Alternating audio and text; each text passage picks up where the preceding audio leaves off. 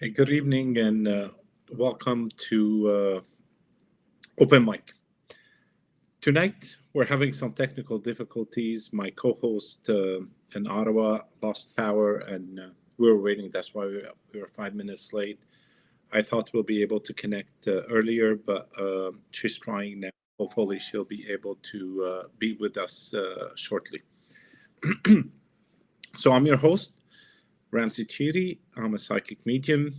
I started this a while back, and actually, I'm enjoying every bit of it.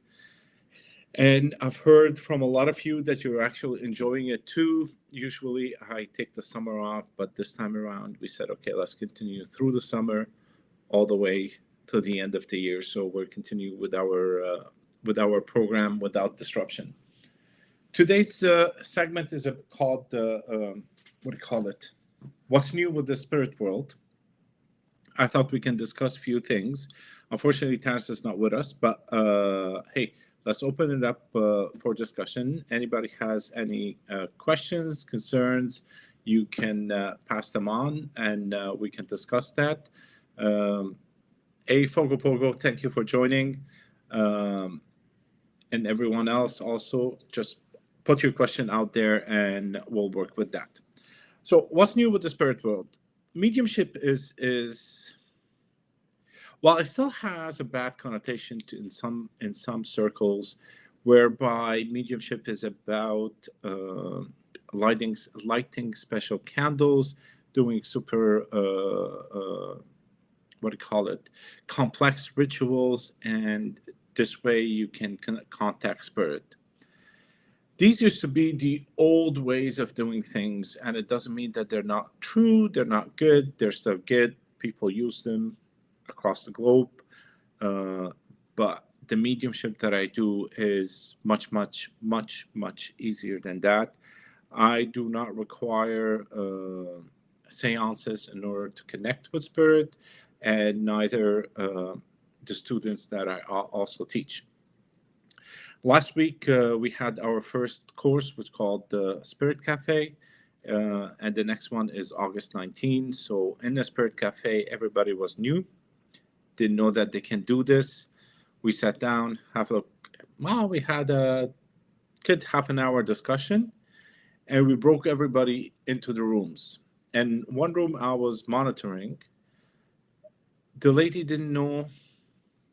I saw that she had a male spirit with her, and she wasn't able to connect with that. She was connecting with everything else, but not that. So I started asking her questions. What do you feel? There was tingling in the hands, tingling in the feet. Okay, that's great. Let's expand the awareness a bit. What do you feel? Is there anything around you? She says, yeah, I feel there's something. Okay, let's move it a bit further, and a bit further. And she was able to describe the male figure, that the male spirit that was with her. It was an interesting experience. That was her first time. She had no idea. She was, in a way, stunned that it was that simple, that easy, and she was able to pass on the message to the sitter. So, before I continue, I'll pass on the hellos. Hey, mysterious mystical moment. Nice to join. Thank you. Uh, so, mediumship is really a simple thing that we can connect with. We can pass messages with uh, no rituals. Actually, that's what it is. You just sit down, close your eyes, feel what's around, call the spirit guide, or whatever you'd like to do, and then pass on the message. Yeah, sure. I would like to know. I can feel spirits, but I'm having a hard time hearing them. Yeah, that's awesome. Um, an awesome question. I mean, not an awesome issue. It's an awesome question. I'm gonna keep the question up there. So, what happens is the following. We all have a faculty that is stronger than others. Okay, with me, for example, I can see things. It's very simple to see. I can't hear. I hear when there is a major problem. It's like it starts screaming in my head. It's my voice. But I feel, I see, and then slowly now what happens is that I don't think, but messages just start coming out. I did a reading for a lady in Mexico. What was it? Maybe a week or 10 days ago. She doesn't speak English. I don't speak Spanish. And Google Translate. Oh, we have Tanis on the line. Hold on, guys. Hold on. Hello, hello. Hi. I can't see anybody, but it's all good. Um, I'm having some technical issues here, so we're just kind of doing the best we can. Yeah, thank you for joining. I told him that you have a technical issues due to. I didn't mention that it was a storm, and you lost your power. And Poco, you stalled the show, my friend. Happy birthday, Tanis. Oh, thank you. Thank you. Yeah, I'm on my phone and I'm just not used to being on my phone, so bear with me, guys. So let me finish my sentence, and then we'll get Tanis onto the conversation also. So.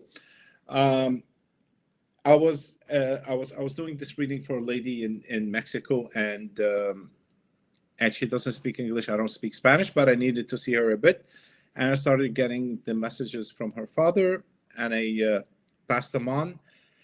But the way I was passing, I was typing into Google Translate, copy pasting into Zoom, and then go back and type into Google Translate. But the flow of information, although I wasn't able to hear per se, but it was coming, and I would every time I get like a, if you want to call it a download of information, a paragraph or so that comes out, and I translate it, I get chills that yes, this is it. So I copy paste it, and I can hear her on the other side crying, and I'm continuing. I'm just like focusing on what is passing in my mind, what is coming down, what is spirit is trying to say without me interfering in the message that passes through.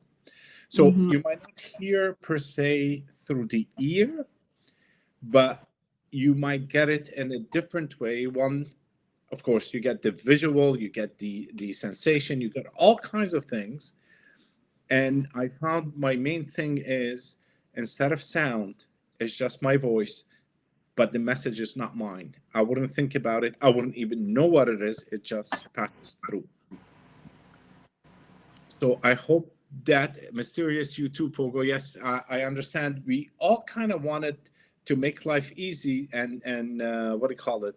Hear them directly instead of just having to um, translate certain what do you call it, messages that are passing through.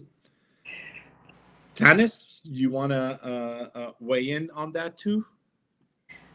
So when we talk about relaying messages directly, what comes to mind is channeling. And so channeling, there's different forms of channeling. We can do mediated channeling, which is when we're actually still here and we're relaying the message, much like what you did. And then there's also full trance channel, which is where they actually come in, like the energy actually comes in to join us and speaks through us. And so, I think what you were doing was like the mediated channeling, which is because you had to sort of bring it through and then translate it. So when we translate it, it's just like another layer kind of thing. So as you're like peeling back the layers, down to the pure message, that's when we get to the pure channeling. Does that make sense?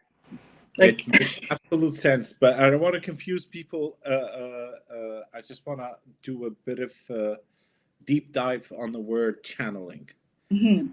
Okay, because again, I was trying to demystify certain terminology. Is that what we see in Hollywood or what we see in the old days. Channeling is where you sit and you close your eyes. You might start feeling things. You might change face for the people that are in front of you. So there are different levels of that. Okay, and when a message passes, like the one I was explaining, it is considered a channeling to us in North America. To the Europeans, is not a channel. Okay. Because they consider a channel a specific type. That was from my teacher, and they're very rigid about it.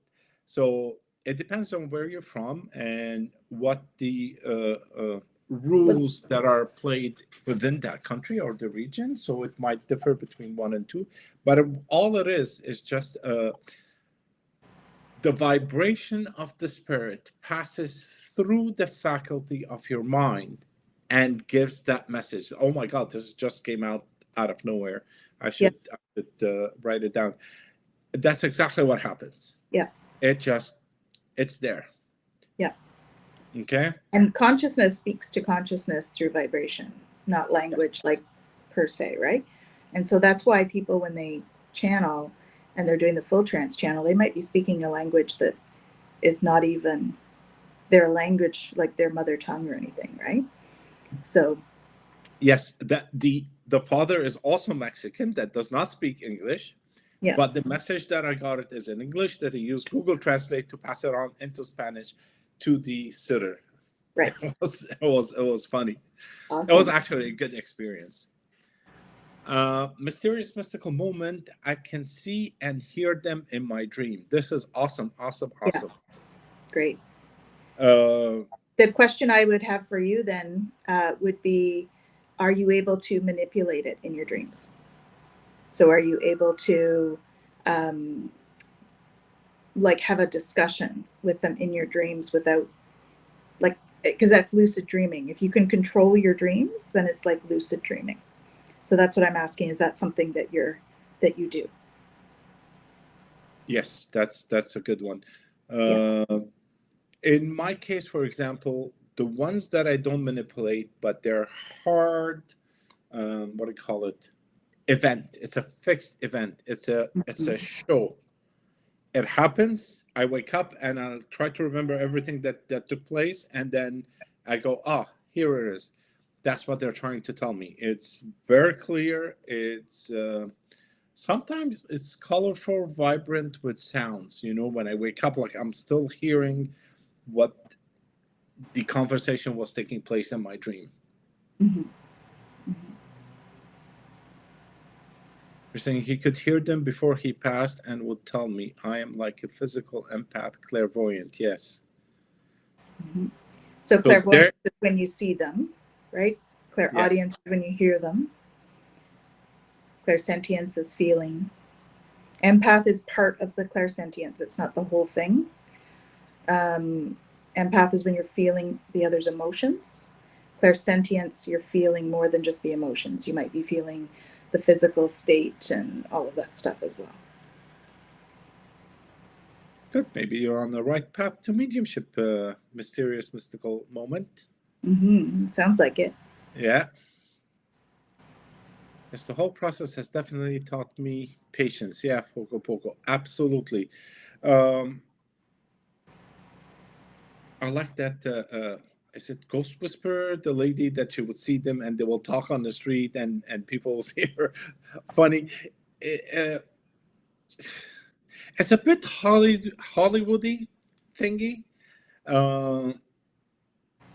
But, and I say patient is very important because we have to be in the right frame of mind to be able to connect. Now, when I'm in the right frame of mind, I can sometimes feel. I get a physical nudge like this. Hey, here, where's the camera? So I get this, on my shoulder that, talk to that person or pass this message because the message is clear and it's just, you have to do that now. But if I'm not in that frame of mind, I wouldn't even feel it.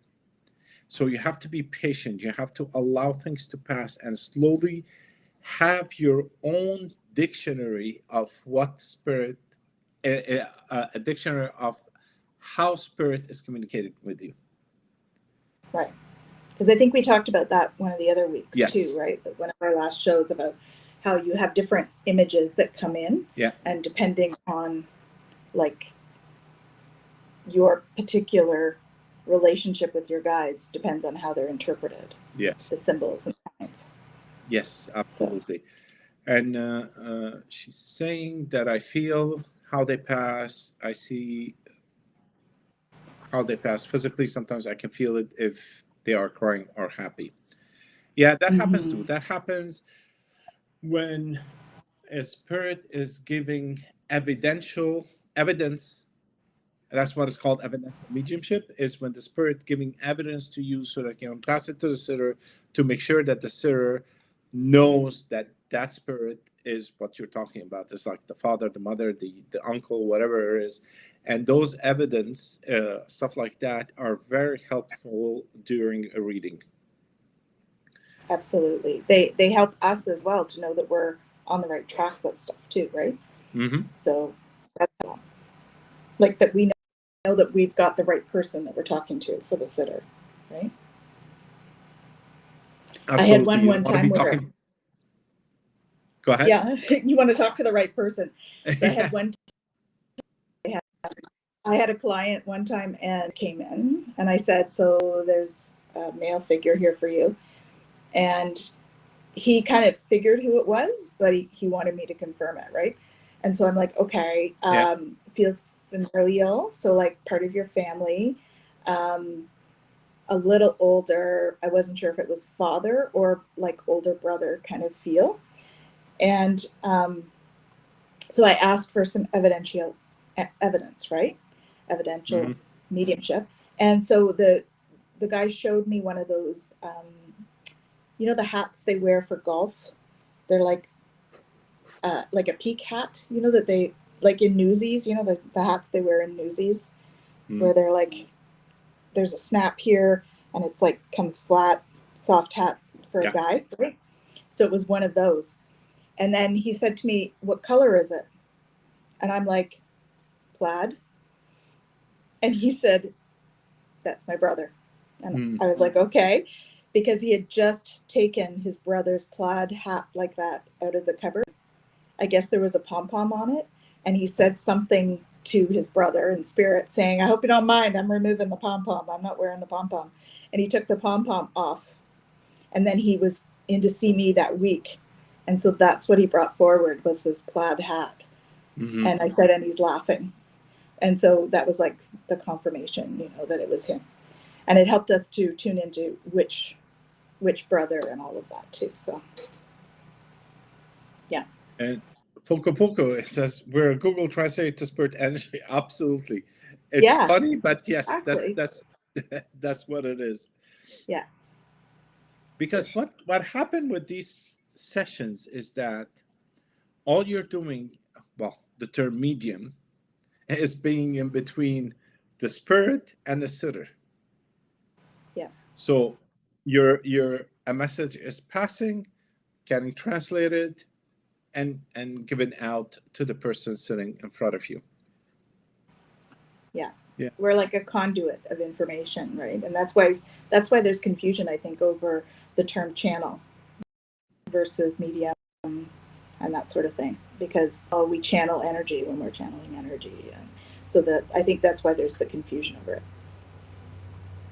in terms of, you know, where you study and all of that stuff. So we have a train, so bear with me. Yeah, I was gonna say. Okay, let's see this while the train passes. Most come to me as children. One said he died. Okay, and looking for his mother. I just told him to go to the light. His mom was waiting for him.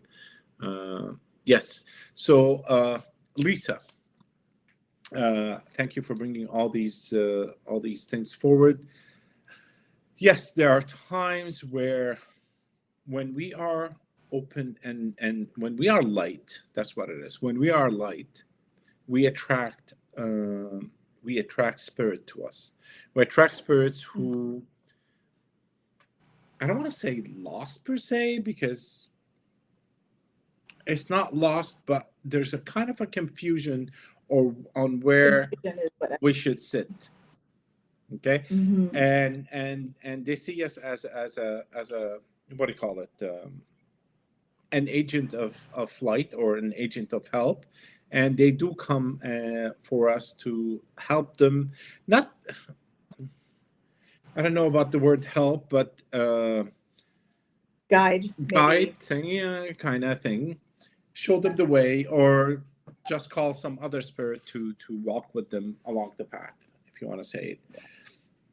Because I feel, We facilitate the transaction is what we I always joke about being a air traffic controller. Like, over there, over there.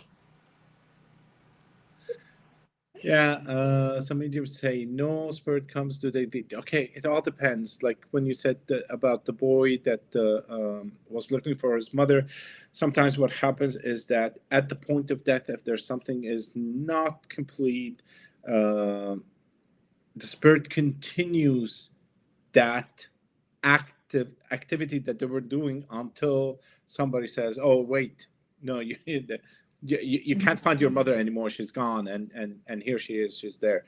And in one of our sessions, when I was actually taking the class, the one lady, for some reason, there was an angry spirit that came to her, and he goes like, nobody hears me, I don't understand, and then Yeah. there's this feeling of frustration and anger, and then she stopped for 2 seconds, she didn't know what to do, and she goes, do you know you're dead?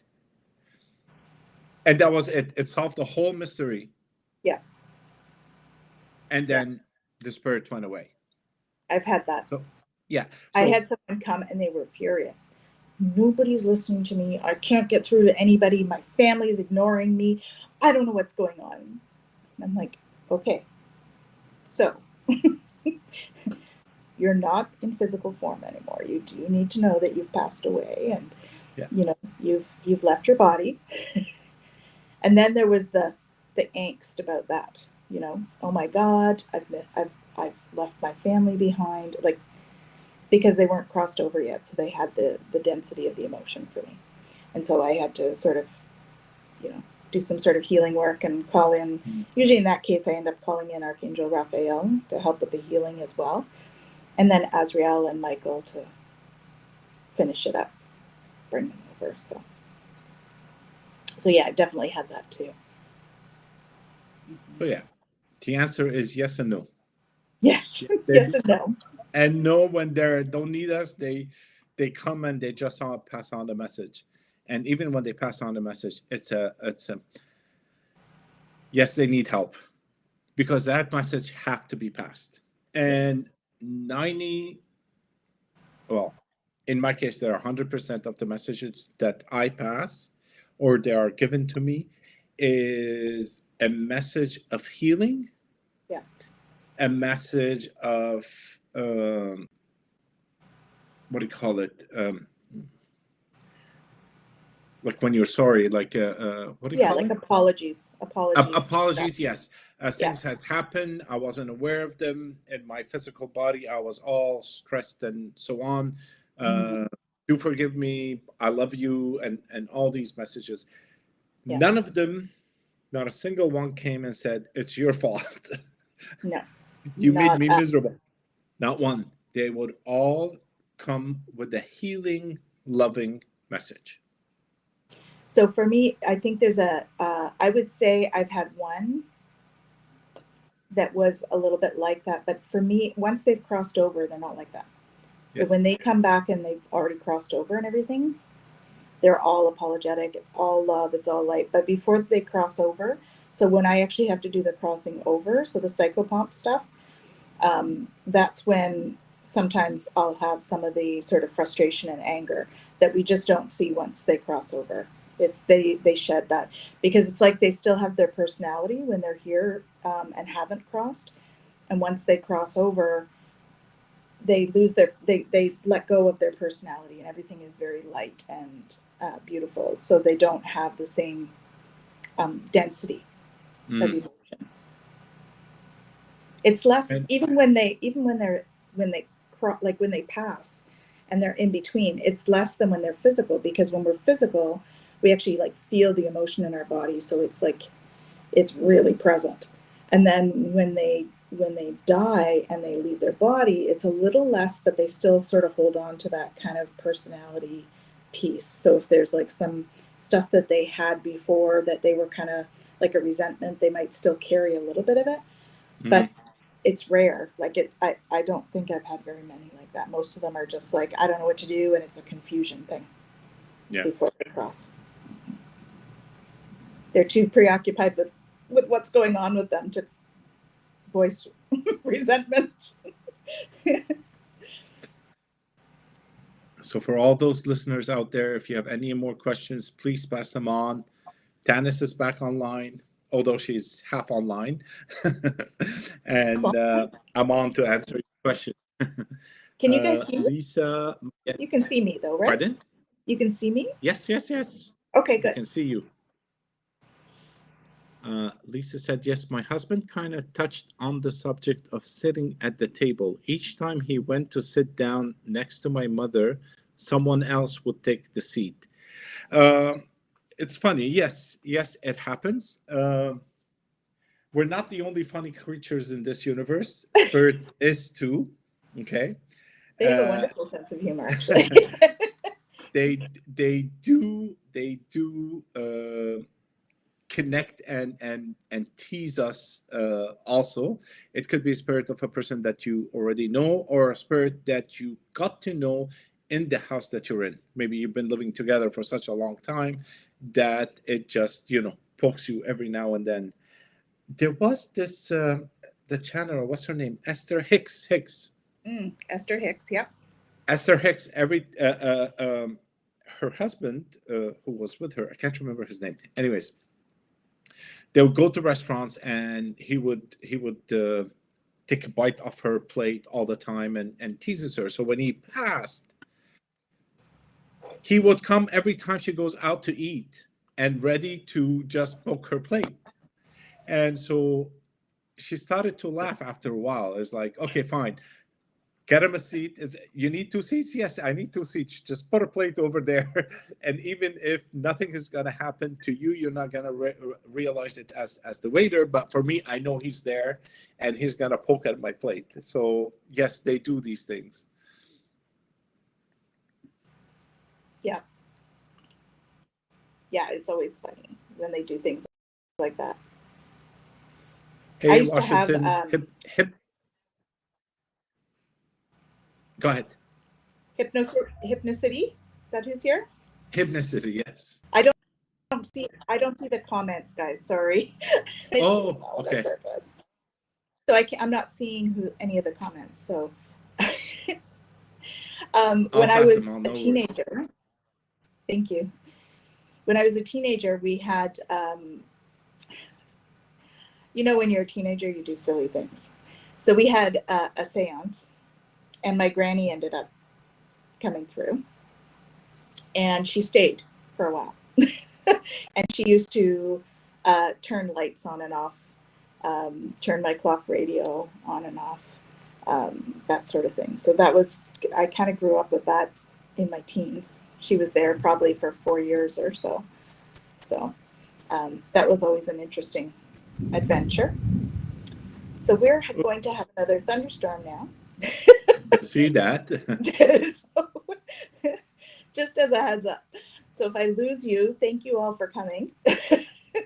My apologies for being where I am. I had to be in the sunroom, so there was enough light. So anyway, yeah. So thank you. Lisa's saying, even though my husband's illness was horrific, he brought out so much of my ability, and he would talk every night. And closer got to death, he started to see and speak with his eyes open. Yes. Same thing with my dad, although he did not speak, but I know he would see them because he would gaze into something. It's like there's something happening, but he would not talk about it. The closer we get, all our relatives get close by and wait, kind of thing. The connection to spirit becomes way too strong because the attachment to the body starts to fade. Mhm. At least that's my explanation. I don't know, but But I think the cord that anchors us to the earth and to the body gets very thin, and so it can, you know, become non-existent, I think, for a little bit before we actually pass. So unless we're doing intentional grounding, then we're not really tethered here yeah. in the same way. Mhm. Nalani, my mom tickles my nose to get my attention. Yes. Mhm. Like like I said, in my case, they sometimes just do this, you know. They kind of on my shoulder, they tap like this. Tanis gets different nudges. I do. Yeah. I get changes in temperature too. And then I've actually been there and I've had one that kept doing this to my hair. One time I was on a video and you could see like sort of the hair moving a little bit because they were trying to get my attention. That is good. No more questions. So, Tanis, what's new with the spirit world? What happened last week? What happened last week? You're the lady with the solar flares, and Oh, so yeah, we things had a lot do of solar change. flares. Yeah. Yeah, we had a lot of solar flares. We've been having a lot of M-class solar flares. We actually had 2 coronal mass ejections hit the atmosphere last week, which means so they're denser energy that's actually hitting the atmosphere. So it really nudges us. So when you look at the Schumann resonance for the last little bit, you can see huge amount of the spike activity happening, and that's a lot of it is due to the CMEs that came in and the higher level solar flares. So we often the most common solar flare that we have are sea level solar flares, and M is kind of the M level are like sort of intermittent, like sort of normal. We do have some that are actually X class. We didn't have it. I don't think that we've had any last week, but we've had some like high M class, so almost up to the X. So there's been a lot of activity. There's a lot of energy rising right now. The vibration, you can feel it. Well, I can feel it in my body. The change that's happening, and we've had like 5 planets in retrograde or something, which also adds to it all. And so there's just a lot going on astrally. Yeah, You for know. the last 2 days, especially, I've been exhausting. I slept 12 hours last night. Lucky you. That is awesome. Yeah, But yes, it does. some of us aren't sleeping. It drains. It drains. Some of these actually drains a lot. It's very hard on the physical body. Some of us get entangled with work and stuff that we don't understand what is happening because you're so intensely focused on your work that when you leave, you feel that it is the work, but the reality is there are other factors around that are contributing to the physical body. And yes, physical has wiped me out and a lot of pain. Yeah, that also happens from the solar flares. And Well, and when we're rising, like the ascension process, that's one of the symptoms for the ascension process is like joint pain and stuff like that. It's actually like it's like hearing. The ascension is like reconfiguring how our body actually uses the things that are in it, right? So that's going to create a lot of change within the physical. And anytime we have that kind of physical change, we feel it. So we're actually becoming more silica based is what I've heard, than what we have been. So we're becoming more crystalline than we ever have been. And what does that So- mean to us? What does it mean? Well, in terms of like the physical makeup of the cells and what's inside them. Okay, so just as a heads up, we just got a tornado warning. So welcome to my birthday. Okay, listen. I think If Spirit's having there's a party out there. if there's a tornado warning, I would say please go inside and make sure your safety comes first. I feel safe right now. My guides yelled at me earlier. So I'll just ask them to let me know again if I need to go inside. If you need to go, please turn off the camera and run. I will do that. Yeah. Yeah. He's saying, Focobo, it's not here right now. Yeah, she's in Ottawa with me. Okay. So, yeah. Where are you? She's in Ottawa. Can't see out my window from the rain. Yeah. Yeah, I can hear the rain on your end. In Montreal, it's just nothing. Bit of rain, not much. It's not too bad. I can see it in the pool here, but it's not windows or anything yet. So we're not sideways. So we're good. We had huge hail earlier. We had like hail like this earlier. So that's when my guides were like, "Go downstairs." I was like, "Okay." So I listened. So while we have you on, so the solar flares are happening. There's a lot of changes in the energy these days, especially like you mentioned some reasoning behind it, the retrogrades, the flares, and all of that.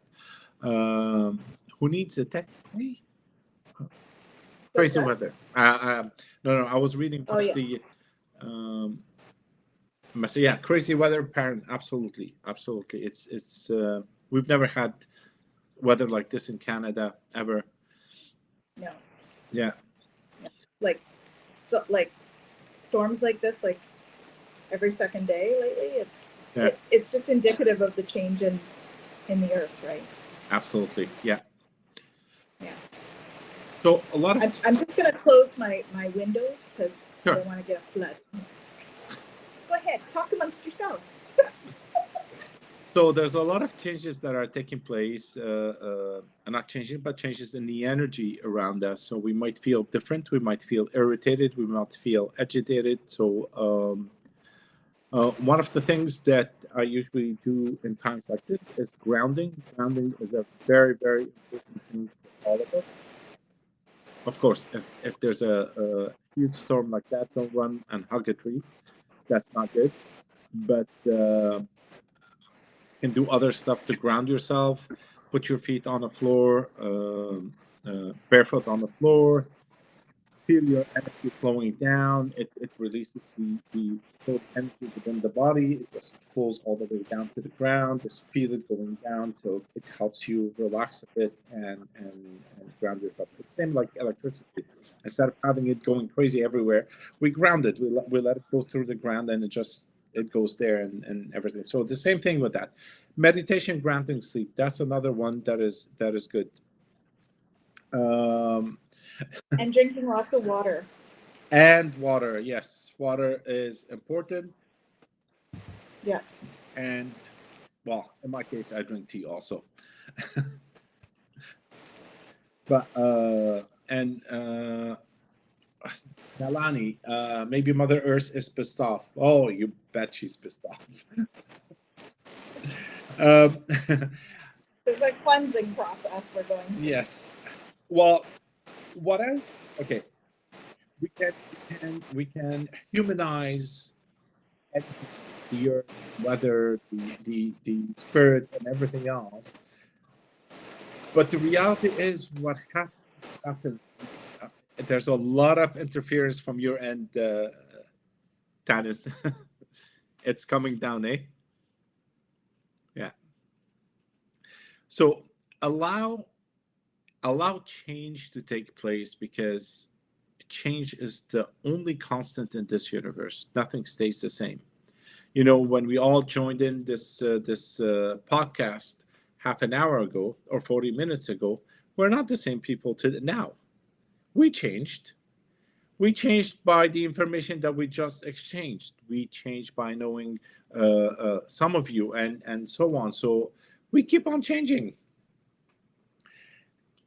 Sometimes the calm comes only after chaos. The calm comes from within the chaos, actually. Uh, and I say that because it's like everything is changing around you, and you're holding your center is the most grounding. I don't want to say satisfying, but that serenity, that feeling of serenity within you when everything is going haywire around, you'll be the most, you'll be like the light in the darkness, you know? Good point. Yeah. It's you'll be the light in the darkness, and you remove all these boogeymans around just by being that. What's happening, Tanis? You're smiling. It's coming. It just comes in waves. Like there's this big wave of it. It's a little Okay. quiet now, but it was like a big wave of rain that came, and I was like.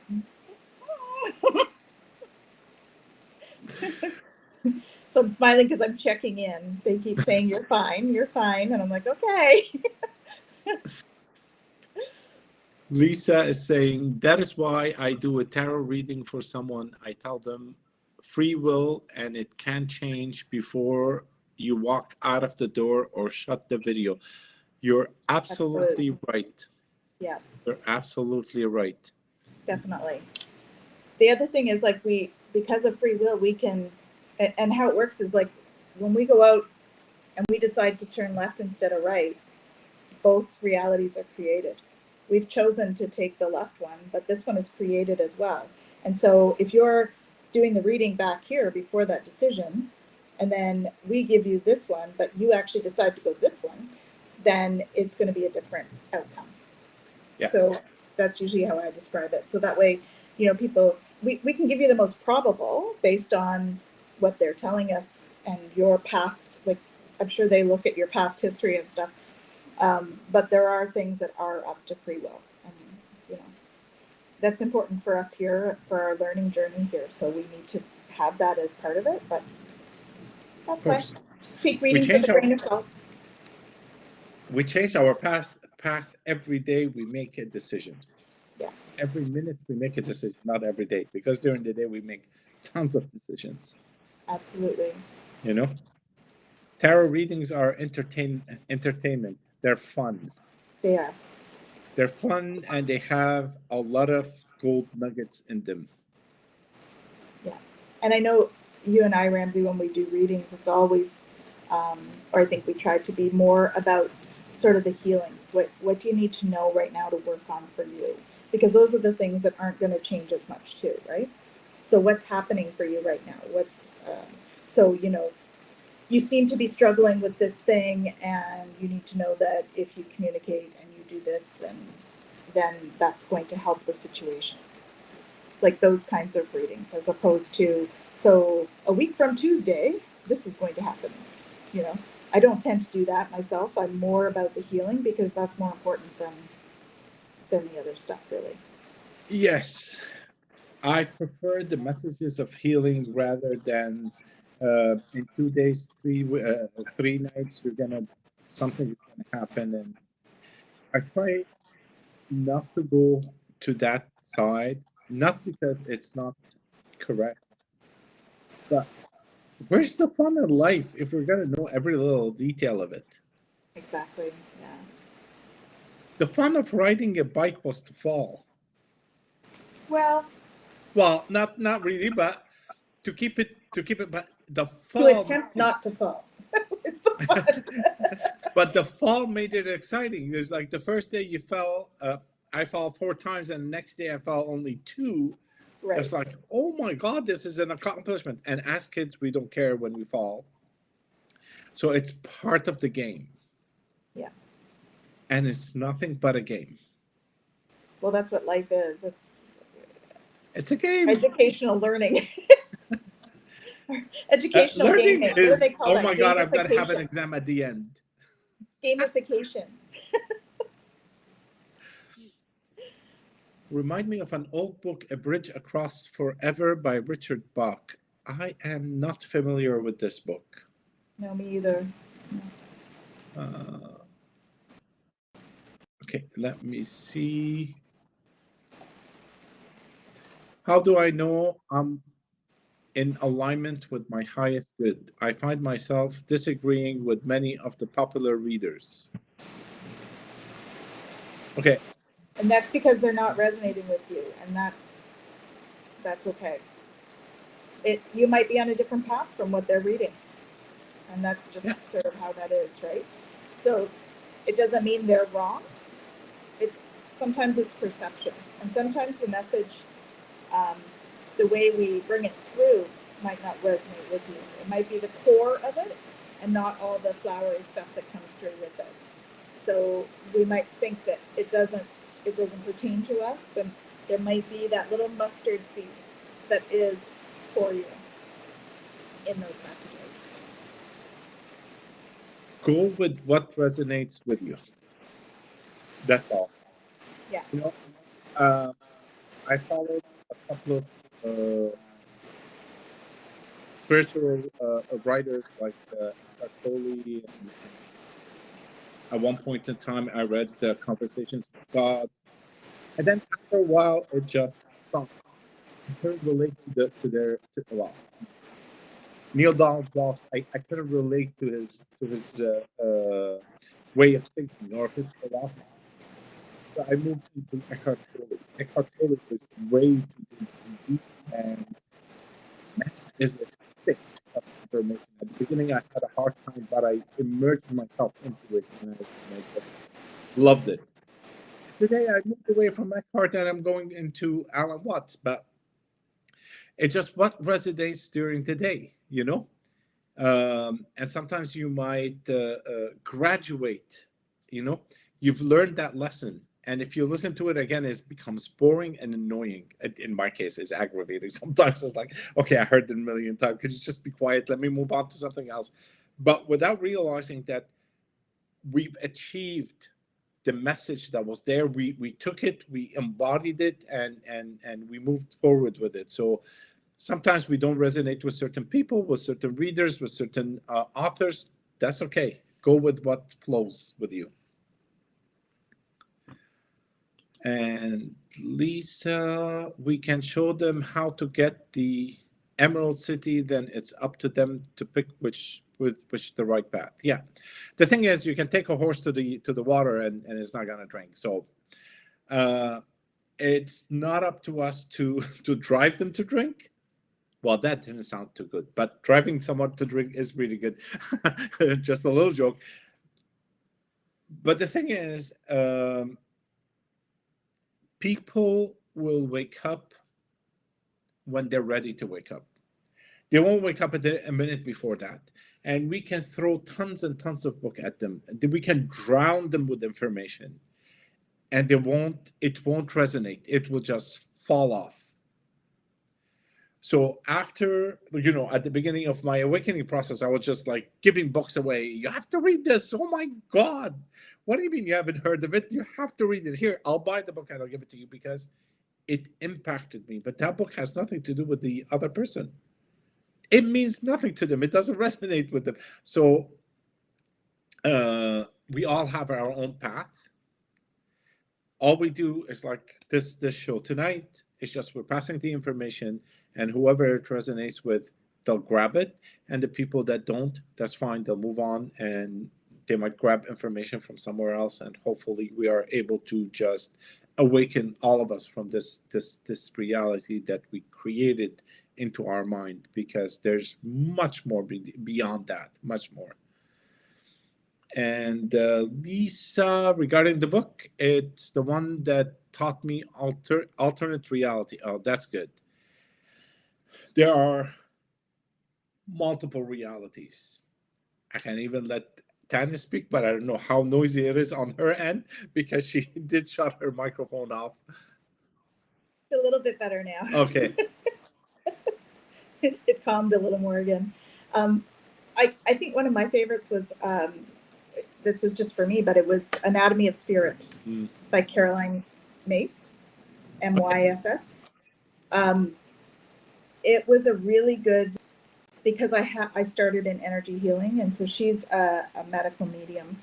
And so for me, she drew like comparisons between different faiths and the chakras and how they all connect. And so for me, that was really helpful when I was starting out, because I did have the basis of the chakras, but then, you know, she also compared the different chakras to the different like sacraments in Christianity. And then she compared it also to the, I think it was the Kabbalah, the different sephiroths on the Kabbalah, which is another spiritual tool that's used frequently in Hermeticism and in mystic Judaism. And so for me, it was really helpful because a lot of my teachings were, I ended up in 2 different teachings that were similar to that. So I took all of my energy healing stuff, but I was also studying the Kabbalah, the Hermetic Kabbalah. They're similar, they just sort of, the descriptions are slightly different. And so it was really helpful to be able to sort of see that. And of course, mainstream religion or Christianity, we're all pretty familiar, you know, with like the baptism and, you know, the christening and all of that stuff, and then your confirmation and things like that. So it really sort of drew the line across those things and made the comparison. So for me, it was really a helpful book. Just because anytime you can do correspondences to things that you're already familiar with, then it helps you to understand it as a framework, right? It like gives you a framework to work from. So for me, that was a really great book. And then the other one was probably, okay, I'm trying to remember the name of it now. Between Lives by Dr. Newton. And that one was really good for the sort of past life regression stuff, for understanding what it's like when the spirit leaves the body. He really took what he was a psychiatrist, I believe, that took people into the supraconsciousness state through, can you hear the thunder? Through deep hypnotism. Yeah, hypnosis. And so when they did that, he would take them back to past lives, and he would start to delve into, and they were all very similar accounts as to what happened when they crossed over from one life to another, and what happened between there, and what it was like. So they were all very, very similar accounts, and he did hundreds of these. And so that was another really sort of, because I wasn't sure about the past life stuff at first, and I had a feeling that it was, yes, like my heart knew, but my head was skeptical on it, right?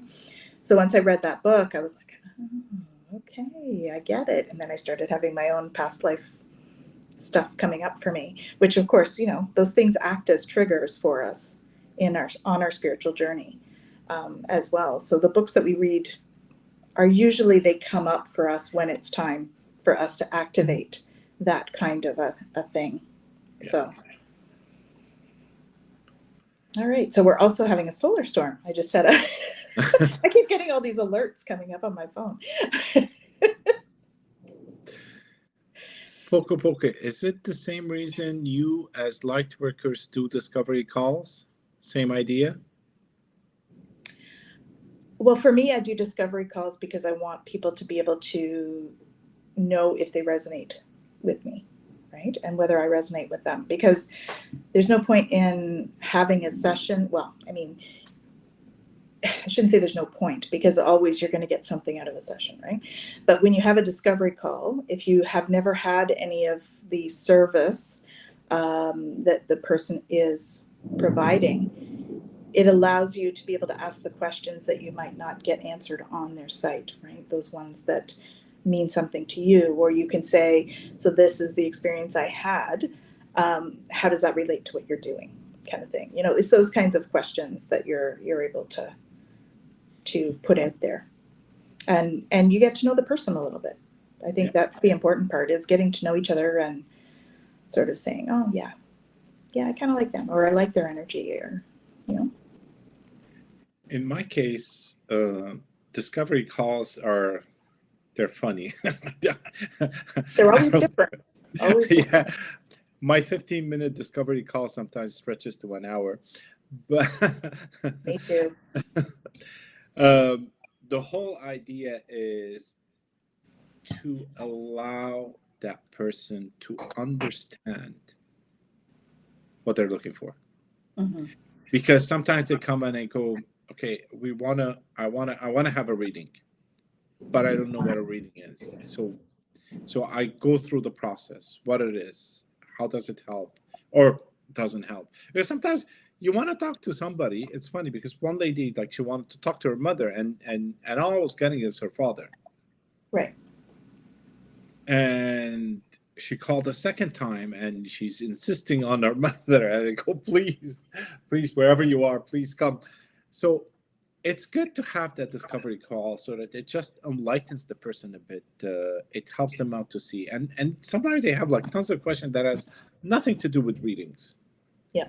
They're on a personal level. They're on a journey. They're not sure what it is. They're not sure where to go. They're not sure how to decipher the information that is coming to them.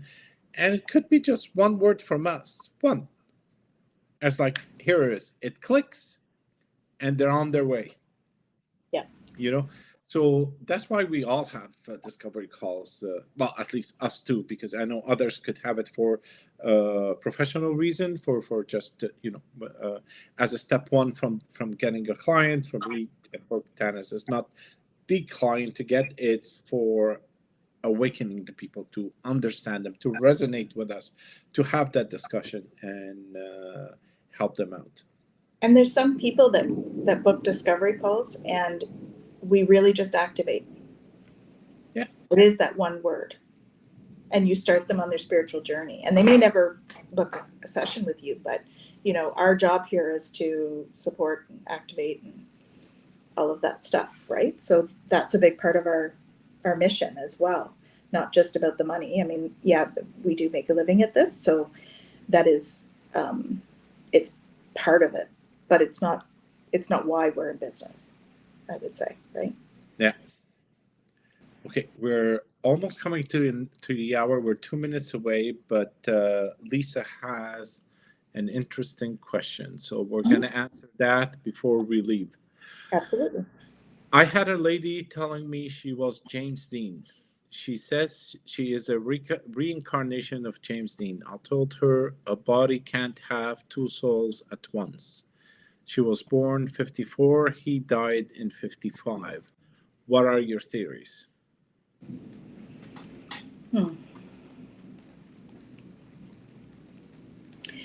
I would say, in the strictest sense of terms, it's less likely. However, time is more fluid than we think.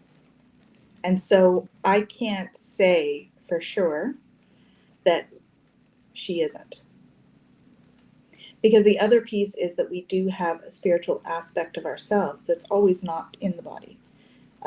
Right? We have like the soul that's in the body, and we have the spiritual self, which is often referred to as like the higher self, which is kind of in the ether, right? And so theoretically, I guess she could be part of the ether, part of like the spirit part rather than the soul part. Could have come in and created another soul. But also, like, time is not, there really is no time and space out there. So is it possible? Sure, maybe. I haven't experienced that myself. Most of the time it's because we're going from a linear life to a linear life. Most of the time I would say that's not usually how it works. But is it possible? I think anything's possible. And they could be a walk-in. That's the other piece. Yeah. So she may have come in as somebody else, and then James Dean's soul may have walked in and let the other one go out. So, there's probably glitches like that happen, that they're meant to come in and they don't die when they're meant to. And so they send in a sub for a little bit. And I think that's where the walk-ins happen. Okay, the walk-ins are very real. I had one once. I don't. Consciousness was not mixed, No. but with the time, I think it was over a week or 10-day period, my soul was going outside of my body, and to a point where I was seeing my body walking, and I'm like, I'm right here floating. Okay. So I think we have a different meaning for walk-in then. The walk-in is a soul that takes over for a period. Yeah, permanently. Yeah, well, not permanently, because I worked with some people to extract it and realign me within my body. I don't know if it's a walk-in or. Yeah, I wouldn't call that a walk-in. I would say that's just like. Yeah, terminology. Takeover. But yeah. Hostile takeover is what that is. A jump, that's being jumped when it's a different one coming in. I had that happen with a friend of the family, came in and jumped me when I was doing a Reiki session. Came in, took over, talked to the client and stuff, and then left at the end of the session, which is kind of what you're describing, only it was a longer period. Mm-hmm. So for me, that's more of like a jump in sort of thing, or being jumped, as opposed to a walk-in is where they actually come in to inhabit and they take over and they're there for the rest of their life. That's my understanding of the walk. Okay. So I was jumped. So there are things like that do take place. They're odd, but they do take place. But from my understanding and what I see is that there is a consciousness that is, let's assume this is a glass of water, which is the whole consciousness of every soul that is out there. One of those drops is mine, is my consciousness. And because it is part of the collective, yet it's an individuality within me, it sometimes picks up information. Now, it could be it picked up a chunk of information that got embedded in the psyche of that person. That person believes it, or it could be whatever it could be. I wouldn't be able to say that unless we talk to the spirit of that person at that time. But there are a lot of factors associated with it. Yeah. So we'll just say hello to Shem. Thank you for joining. And Vivian, hi. Ramsey, Vivian, hello. Hi everyone. And who else is there? Isn't it scary when they don't leave? Well, when they don't leave, then they leave. Don't worry about it. They won't stay. And if it's a walk-in like we're talking about, that's sort of planned beforehand, so it's not scary because the person, like the soul, already knows. So